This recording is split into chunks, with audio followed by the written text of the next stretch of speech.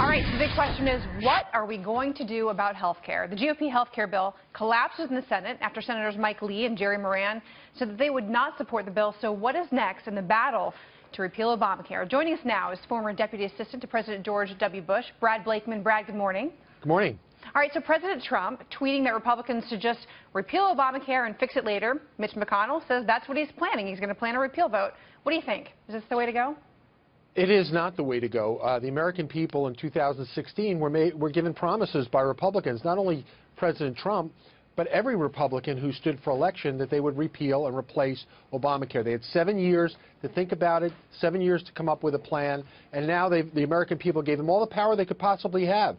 They have the House, the Senate, and the White House. They still can't get it done. I don't think this is going to go over well, and assuming they do repeal it, and they're going to have then a transition period of 2 years, what do you do then?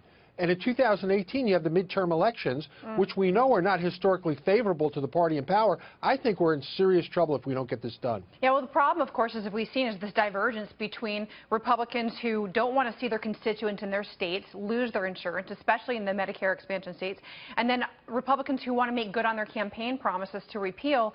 So I guess at this point, the president seems confident that most Republicans will be on board with repeal now and replace later. Do they even have the votes? Can they get the votes? Well, they probably have the votes to repeal. The question is, what comes next? And we know that this transition period of 2 years is going to, well, we would have to have that anyway, assuming we were able to replace it, because we'd have to transition to a new form of health care and allow the markets to adjust. But to go back to the American people and say, okay, Obamacare's done, well, what about me? I'm on the Obamacare plan. What's going to happen to my rates in that transition period? And by the way, the insurance companies, again, are stuck in the middle because they don't know what comes next. So let's talk about the strategy of this 2-year delay for a substitute. Is the idea to get Republicans through the midterms, or is it really just going to hurt them in the midterms? I think this is going to be a killer in the midterms, because what do they have to show for the major promise they made? Yeah, they got rid of Obamacare, but we don't know what comes next. And what do we have as a record to run on when we have pretty much squashed the major promise that we made? Infrastructure and taxes could come by the end of the year, but really, as we all know, that was tied to health care, to see what was able to be done with taxes based on a new health care plan. We don't have that. So what are your thoughts here now? Senate Minority Leader Chuck Schumer says Republicans should basically start from scratch and work with Democrats.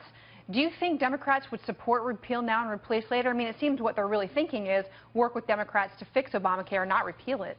No, that's the one thing Democrats don't want. They don't want a repeal of Obamacare. Once it's gone, again, what comes next?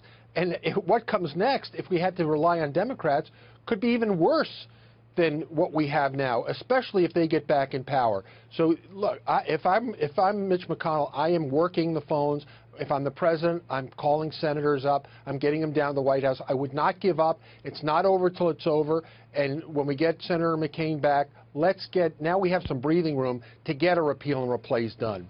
All right. Well, we are seeing this affect the markets at this point. Thank you so much, Brad, for your insight this morning. We'll see you soon.